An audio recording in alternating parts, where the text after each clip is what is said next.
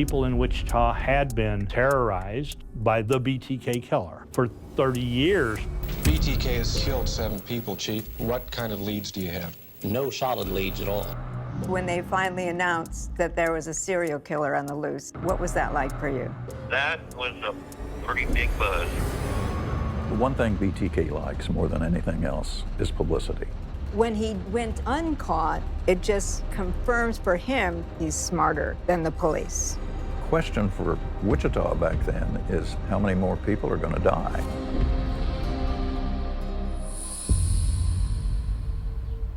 After BTK was apprehended, detectives searched his office and his home and came up with a stash of Polaroids that looked as if there were male victims. And they asked him who his male victims were. And he didn't understand what they meant, and they mentioned these Polaroids. And then he said, "Oh, that's me." I always had the tripod, and so I rigged that up, and lo and behold, I could take pictures of myself. And then what I had was a squeegee ball, and basically you ran the cord over to your hand, and then somewhere I hid the ball when I was in my pictures, and I could squeeze that ball, and the Polaroid would click. He would dress in slips and female underwear that he had stolen. He would wear a mask that had makeup on it, a wig. I used the cross-dressing and tying myself up as a sexual fantasy, like I was the victim. Rader told himself that acting out these fantasies helped him diminish the desire to kill somebody. But on the other hand, he's also completely immersed in what it's like to be a victim, feeling the ropes around him, wanting to do this to somebody. And the more he did that, the kind of ensured that he would act out again. Well, good morning. Hello, Dennis. I'm Dr. Catherine Ramsland, professor of forensic psychology and the author of multiple books about extreme offenders like serial killers. I've been corresponding with Dennis Rader to try to understand what led him to become one of the most notorious serial killers in America. This is the first time that Rader has explored these topics in depth with anyone. People call me a monster. I guess I am sort of a monster. The more information we have about serial killers, the more we understand what makes them tick, the easier it will be to prevent them.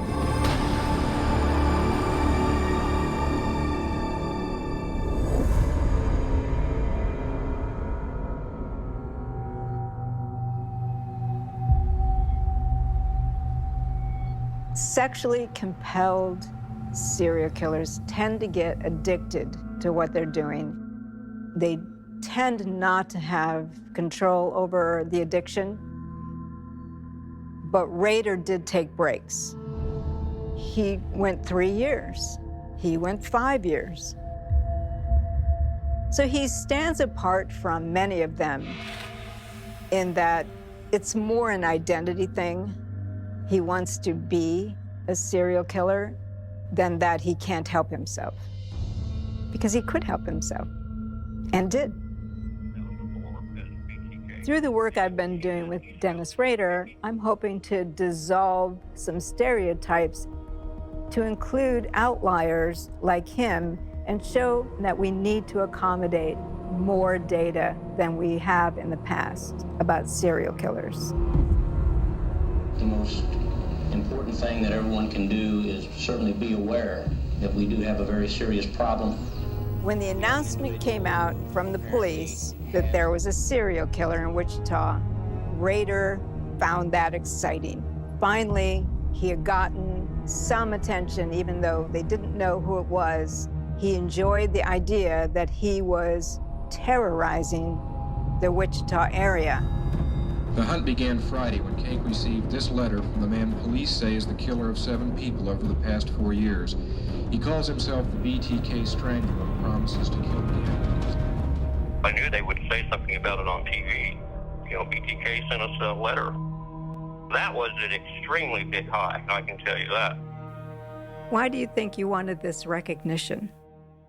Along my childhood, I've always felt like I was an underdog. And that, somewhere along the lines of getting a high in recognition, I think it's like the movie stars and stage people, they see the picture in a newspaper or a story about them. I think they get a rush on that. Rader never grows up in terms of the attention he needs. It all goes back to that arrested development. Of course, keep in mind, you're not dealing with a, quote, normal criminal. Assuming that the person is still alive, that person is going to kill again. When Chief Lemunium announced that we did, in fact, have a serial killer, people were frightened. It had changed the entire complexion of how people went about their daily routines in Wichita. Police were just baffled. They didn't have an answer. Usually if somebody got murdered in Wichita, we had an answer pretty quick. Saying Wichita and the term serial killer in the same sentence, I never thought I'd do that. And particularly terrifying for young women because are they going to be next? And that's what everybody thought. BTK messed with your mind. He was controlling the police department, he was controlling the news media, and he was controlling the public. While Wichita is reeling in fright, Rader is going about his business, pursuing his degree in the administration of justice. While you were in school, you were also committing your own crimes. Were you listening for things that would help you? Yes, I was very careful with the forensics. I made sure I didn't leave my fingerprints. I wore rubber gloves, ones that you use when you're washing dishes. He learned a lot about how police investigated crimes, which helped him to know what to do, what to avoid.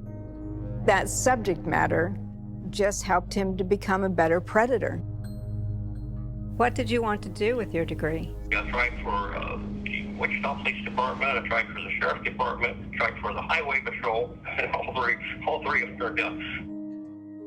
Serial killers who are attracted to law enforcement know that a police officer is in position to know a lot about potential victims, and they can approach people with a sense of authority by flashing a badge and getting people to go walk away with them.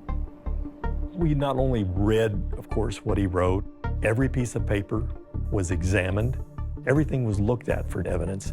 Not one piece ever had a fingerprint, had a hair, had a fiber that could be identified. And to me, that's why he feels confident in sending these letters. You would get these mailings and they would be in all kinds of bizarre shapes. I thought there might be something symbolic about what he was sending. It was just the fact he thought he might have touched it and he didn't want anyone to see his fingerprints. Rader has an attitude that he is smarter than other people because he's more vigilant, he's more attuned, he watches people as a predator in ways that most people are not doing. So as he's also developing knowledge about law enforcement and investigation procedures and forensic practices, that's just increasing his sense of, now I know what to do, and no one will be able to touch me. Studying that is very important to our understanding of serial killers, because if they really believe they are untouchable, that's where they'll make their mistake. As my partner and I tried to puzzle out what we could do to advance the case, really the only thing that we knew of that he had created and touched, held, was the communications. Now, the letters were typewritten and then copied multiple times. In 1978, there was not a copy machine on everyone's desk. So we sent a detective to hand carry the evidence to Rochester and had Xerox work with the material for about a week. They were able to trace one of those copies by looking at the fracture and scratch marks that were present on the plate that you laid the copying material on. And they were able to trace the two copy machines back to public use copy machines, the kind where you just put a nickel in the slot and make a copy. One was in the basement of a building at Wichita State University, and the other one was on the second floor of the public library, actually where the first Otero letter was found. The one thing that we did not have before was that somehow this perpetrator had a connection to Wichita State. One of the people that went to our church worked with Xerox. So he eventually figured out one of my original letters came from the copies from WSU. He was that sharp enough that, whoa. After I found that out, whatever I copied, I didn't send that in. I went to different copies before I sent it in. After you knew that they had traced your Xeroxing to Wichita State, did it scare you that they were closing in on you? It did. I was prepared for the police to come knocking on the door. There was times when I thought they were closing in, and I would move things around and kind of clean up a little bit. And I had hidey holes here or there. Rader would keep these journals to describe what he was doing. He had his own drawings, plus he had various items for his hit kits. As these things piled up, he needed places to secure them against anyone finding them and figuring things out. So basically the items from both his murders and his fantasies went into these hidey holes. I had some cabinets at home that I could hide stuff in. There was a shed. I had old barns I hid stuff in. And then I had hidey holes underneath the house, crawl space, and I had hidey holes up in the attic.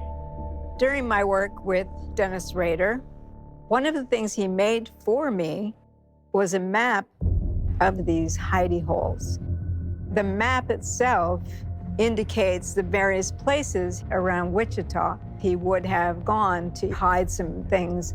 Like he would find an abandoned piece of equipment that had sat there for months, so it looked like nobody was going back to it.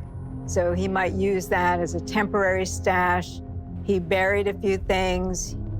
It was important for him to have this rigidity, this regularity of the map, which is exactly the way he lived his life. And after 1979, BTK seemed to have vanished. BTK all of a sudden just kind of disappeared from public eye. There were no murders that we knew of. Everything kind of died down and started to get back to normal in Wichita, Kansas. You got Wichita all in a frenzy over a serial killer, and then you went quiet. What were you doing? Well, Harry was born in 78. Right. Fatherhood was a big for me at that time. And I graduated in 79. So there was another factor. I did not have time to do anything in the evenings. When you ask an expert why a serial killer stops, they normally are going to tell you they die or they are in prison and can't have access to other victims. But he said he was always hunting. It just had to be perfect for him to decide to go forward with a hit. He liked his family life, and he liked the idea that he was BTK and nobody knew. Stalking and that stuff never completely stopped. Basically collecting detective magazines and sketches and slick cards and 3x5, that continued. Dennis, he would get 3x5 index cards, and he would cut out pictures of models out of advertisements, and he would affix it to the card. And then on the back, he would give her a name and characteristics, likes and dislikes. And then he would put a card in the seat beside him as he would ride around. And he would, I'm spending the day with Sally or whoever. It was like he had a relationship. He would talk dirty to this 3x5 card, the slick ad. Then before the family would get home, he would go get in the shower with his card and masturbate. That was his preferred means of sexual gratification. He said that's why you don't have more victims dead, because I enjoyed playing with myself as much as I enjoyed playing with others. Dennis Rader had the opportunity to travel the entire state of Kansas, and because he was traveling and living in motels, he said that gave him the opportunity to practice his bondage. The only time I had to do anything would be out of town. That's when the motel parties started. One of the things that Rader did to kind of compensate for the fact that he didn't have time for victims was come up with what he called motel parties. And The motel parties were autoerotic kinds of activities. He had dolls that he used to help facilitate his imagination, and he would experiment. I'd work up a sexy frizzy by doing bondage. A lot of times I'd have pictures of the girls and go through that, lay them out, rearrange them, look at them, or bring things out from the hidey holes of my collection that I got from victims.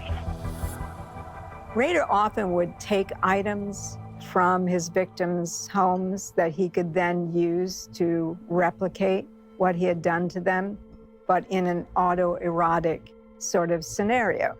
So he might dress in a slip or pantyhose or underwear that he had taken and imagine what it must have been like for one of his victims to know that they were about to die. I brought a nice big suitcase and it had a lock on it.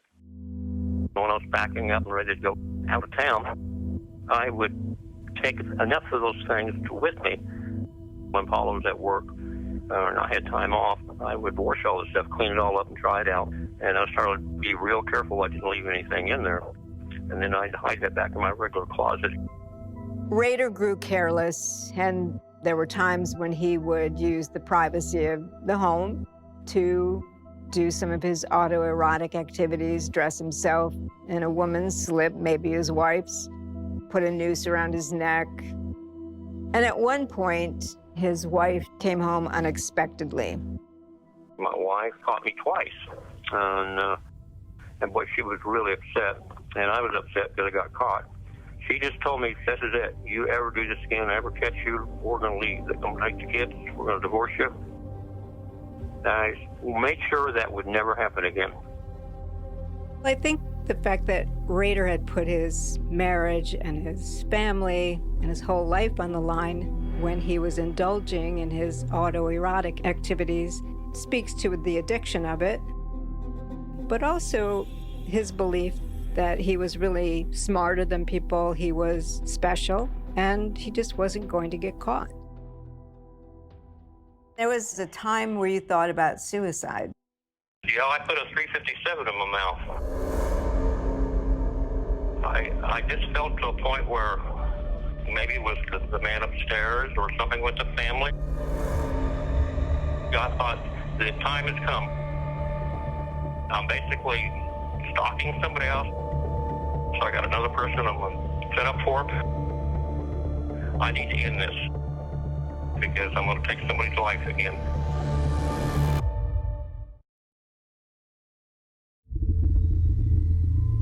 You put a loaded 357 in your mouth.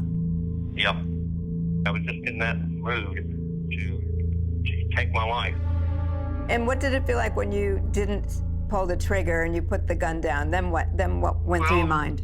I guess I chickened out. I just couldn't do it. Well, it sounds like you gave it a lot of thought. Was that about having regrets and remorse? That may be. I feel guilty to a degree. One time, I was more religious than I am now. I thought, well, gosh, if indeed heaven does exist, what will my grandparents think of me while I'm doing all this? But my concept on religion right now is a lot different than it used to be. Okay. I wouldn't call it remorse so much as just, how did my life get this way? Maybe I should end it before I do anything to anyone else. But I think those moments were pretty temporary. The first thing you have to realize about psychopaths is they're wired different. They don't feel emotions the same way regular people do. The best way to describe a psychopath dealing with emotions like guilt or shame or remorse, which don't exist for them, is if emotions are color, they're colorblind. Regular people in the normal population, we can look at a traffic light and see red for stop, yellow for caution, green for go. A psychopath, they learn, okay, the light at the top means stop, the light in the middle means caution, the light at the bottom means green, but they don't see the colors. They're just following the norms and customs and laws in society, which, if you're a psychopath, don't apply to them. Dennis had a number of jobs, which he was able to travel. He worked in a security company. After he lost that job, he worked for the Census Bureau. That let him go to other states where he had the opportunity and took the opportunity to at least watch for victims, sometimes stalk them, and even plan for doing something to them.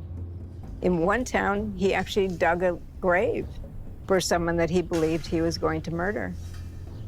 Is there a possibility that there could be more murders?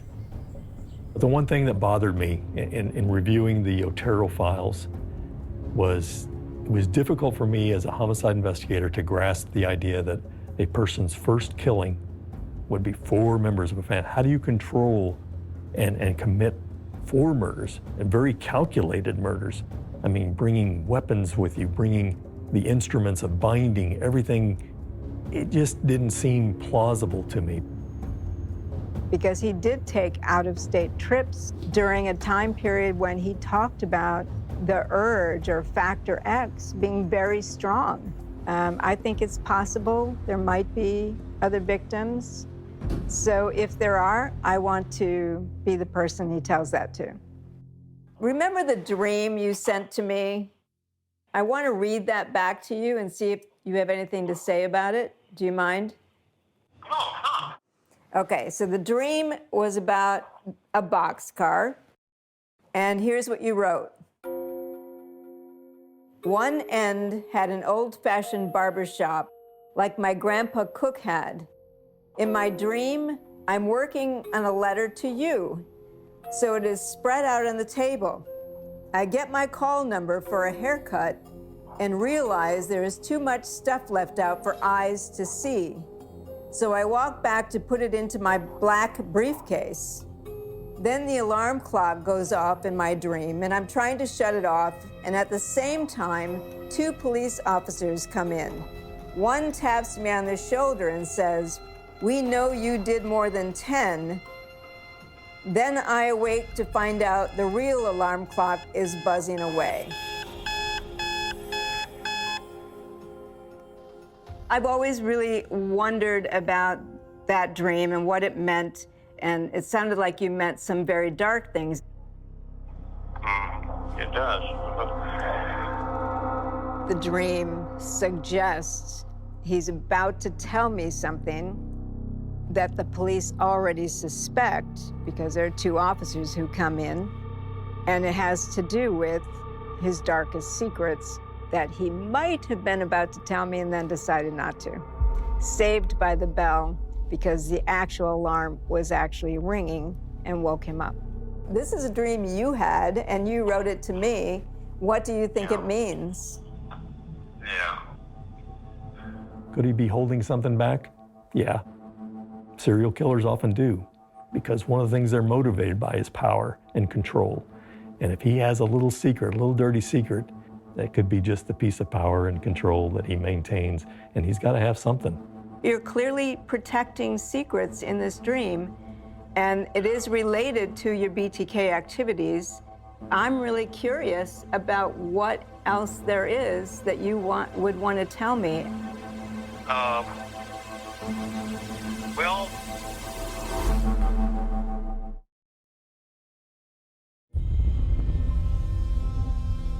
this dream is related to your BTK activities, and it is something that you're writing to me, but you don't want other people to find it.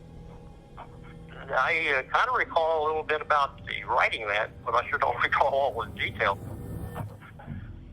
But basically, as I told the police, Ken is it. Okay, well, let's continue this, thinking about this conversation. And if you do have things that you could write down, that would be great. Okay, all righty. I will do that for you. Okay. His explanation for it is pretty superficial and deflective. And I think maybe he regrets sending it to me.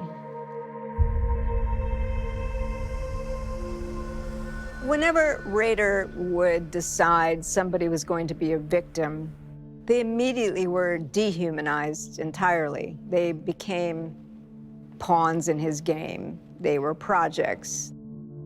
He doesn't think of victims as human beings. He doesn't think about the repercussions on their family members. Even today, it's still so difficult to get him to admit that they were human beings, and he caused a great deal of catastrophic trauma in the lives of all the people who knew and loved them. And that was certainly the case with Maureen Hedge. We're in the neighborhood of Park City, where Dennis Rader lived on Independence Street.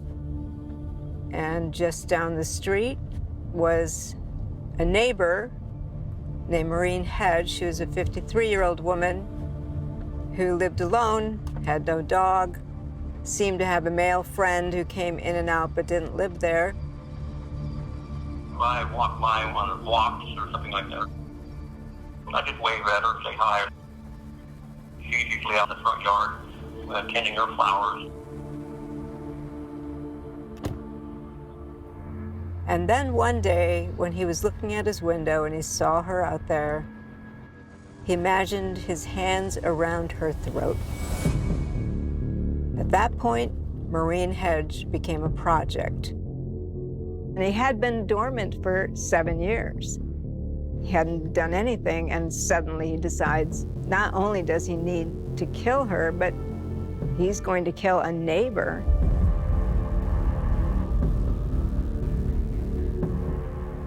Rader was a Cub Scout leader, and he used that to stalk victims and to kill victims when the opportunity would arise. He planned a night out with his Cub Scouts.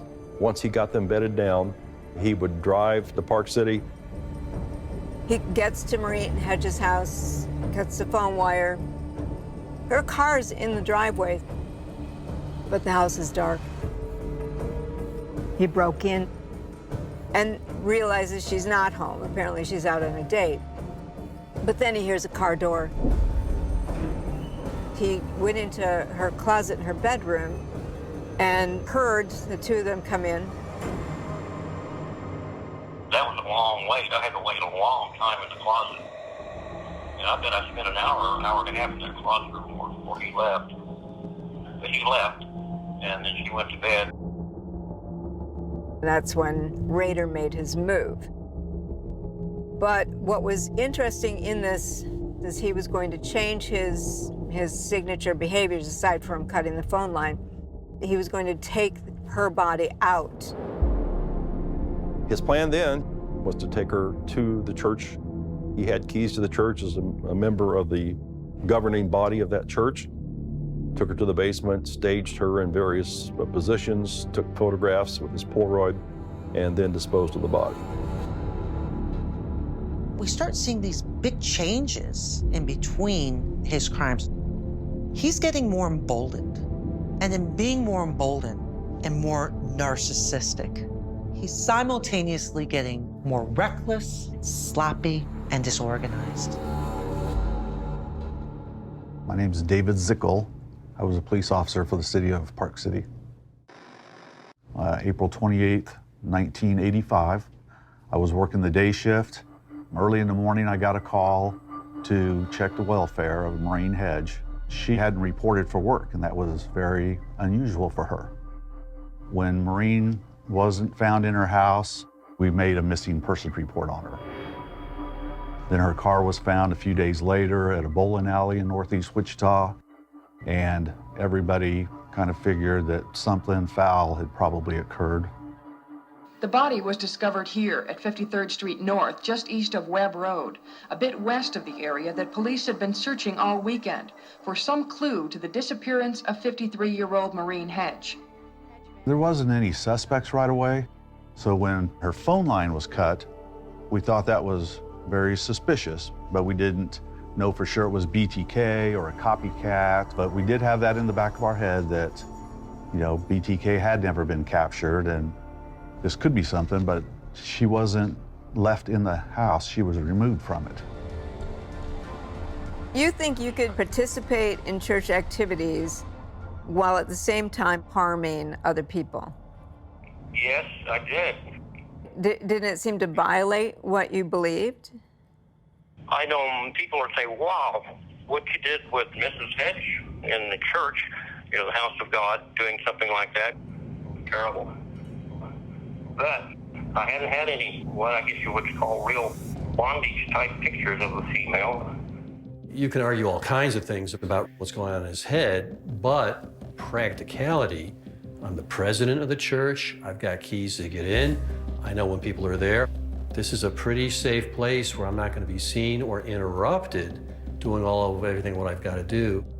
But when you first decided to use a room in the church to bring a body, to dress, to take pictures of, did it seem weird? Like, why would you even think of using the church? No, it was a way to get what I wanted done.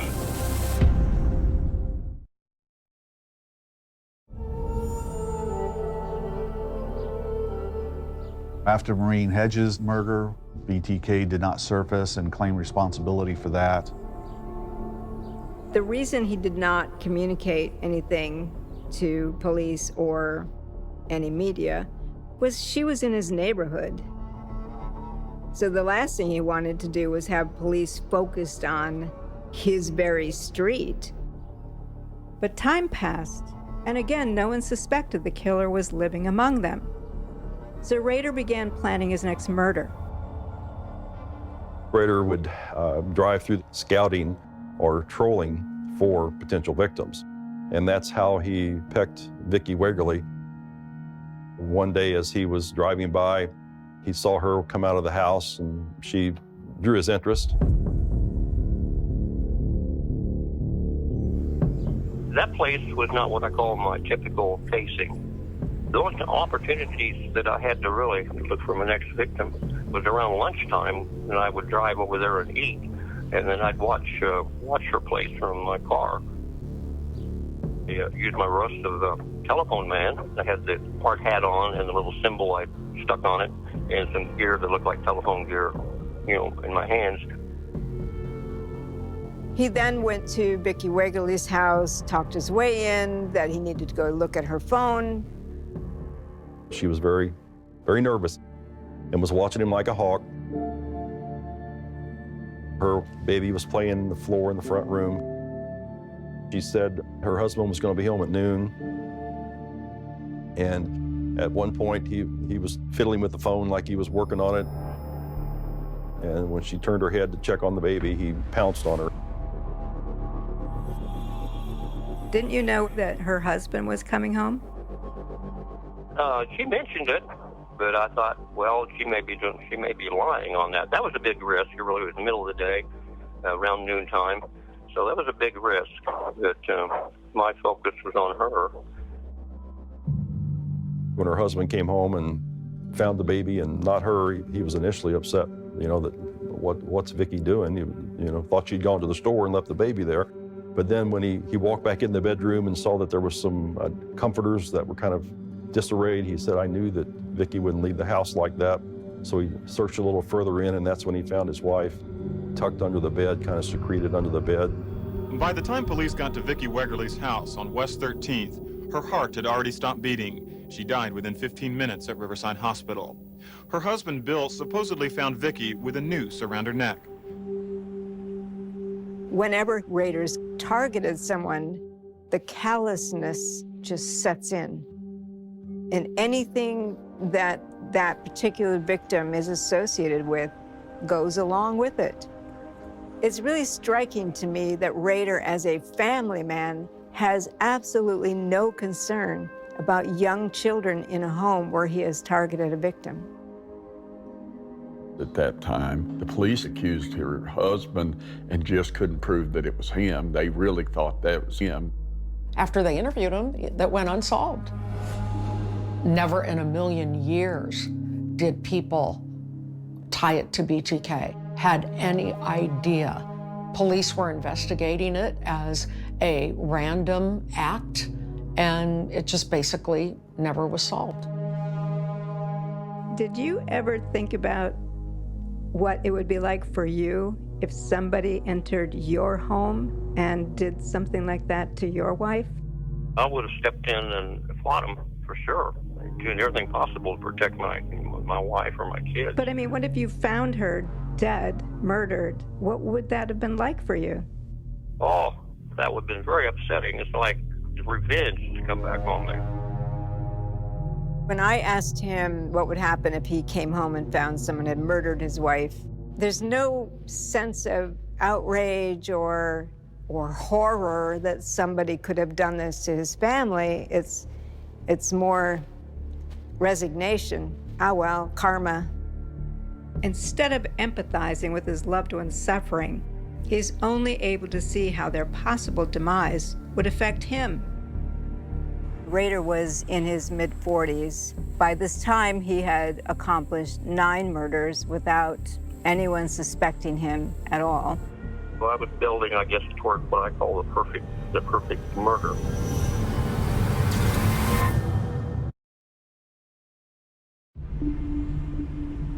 This is a bridge near Sedgwick, which is north of Park City.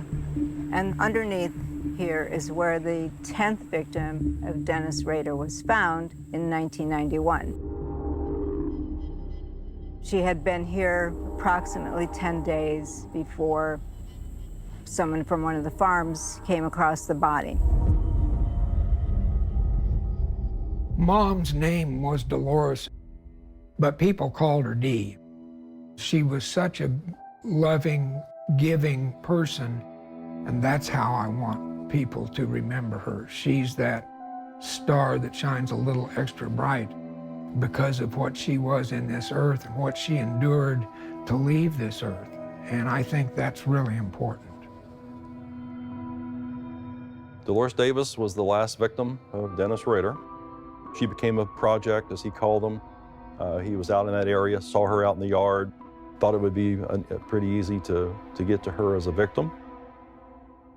There was a Boy Scout, a winter camp out for 2 nights. So he had various ways he could say where he was going to be, so an alibi. She had a date that evening, a dinner date with her friend who she'd been seeing. They went back to her place early evening. He went home. As far as I know, she went to bed under normal circumstances at about 10 o'clock. And somewhere before midnight, he made his move. He just took a cinder block and threw it through the patio glass. She thought the car had run into her house because I broke the back door. And I thought to myself, what if she stepped out of that door with a shotgun? He said, I'm on the run from the cops. I just need your car and some money. I'm going to tie you up to give me a head start so I get away from here before you call any authorities. And so he took her to the bedroom, tied her up. He leaned over and whispered in her ear, I'm BTK, I'm a bad dude. A lot of people think it's the inflicting the pain they enjoy, but that's just a tool. The worry, the fear, the suffering, that's what he really enjoyed. I'm sure then she knew she was doomed. And I shudder to think about it. Killed her with her own pantyhose in her own bedroom. So just the terror is palpable. He took her body to a location, country road, under a bridge. And there he posed her in different positions, took some pictures. After Rader hid Dolores Davis's body, he went back to the scout camp and snuck back in. A missing persons report had been filed for Dolores Davis by her boyfriend the morning after she disappeared. When police saw her broken window and that a jewelry box was missing, they put out an all-points bulletin searching for a perpetrator. Rader sneaks out of the Boy Scout camp again the next night to go back to the body. It's still bound with the pantyhose and whatnot, but nobody has discovered it yet. On the way back to camp this time, Rader goes to a rest area to change his clothes back into his Boy Scout leader clothes. And when he's the stall, a trooper comes in. Trooper says, a crime has happened. We're looking for people who just look out of place. Rader was worried because at this point he had the jewelry box in the car, and he knew if they asked to look in the trunk of the car, they would see those items that were clearly not his and it would have then been related back to Dolores Davis. I said it's all over. Lord, good Lord. My wife, my kids, and my family, friends are going to know all about it. Here I am caught like a rat in a trap. So Rader talks about the Boy Scout camp nearby. I'm just here on my way back to it. Trooper says, okay, you're not the kind of person we're looking for. And Rader goes back to the Boy Scout camp and is not a suspect in this crime. Rader made him feel like, well, an ordinary guy like this who volunteers for the Boy Scouts couldn't possibly be the person we're looking for. If your job was to question everybody and look in their cars, then you do that even with somebody who volunteers for the Boy Scouts. If I were using this case to inform law enforcement, I would show how an officer in the case actually made an error that let Rader go free because he adhered to the stereotypes. The enormity of what I was afraid had happened. Part of the frustration, the pain, was the fact that we knew so little. We had no witnesses. The car was clean of prints. There was nothing in the house. They had nothing to go on, really. The police did consider that certainly Hedge and Davis were part of BTK. I think they even thought Wegerle might be. But there were a lot of differences. Why would there be so much time between number 9 and number 10? It didn't make any sense at the time. What we didn't know is BTK was going to the store with us. He was eating popcorn at the movies with us. He was going to church with us. He was the guy next door. I can't tell you when BTK reappeared how shocked everybody was. We didn't know if BTK was going to show up in our bedroom. I can't even describe how frightening it was. He had followed me home, and then he started stalking me. I was in the mood. I had my hit kit, trying to get more notches on my gun. That was our first sighting of what we believed was BTK. I was just moving up the ante a little bit. Dennis Rader has gotten away with this for 30 years. We were in the newsroom going, oh my gosh. It regenerated the fear in Wichita. I was going to do something. I was at the height of my eruption. That was one of those moments you were just ecstatic. My name is Cheryl Sarkozy. I'm a survivor of BTK. You've been watching Dead Curious, where every story hides a darker truth. Don't look away now. Hit like and subscribe and step deeper into the unknown.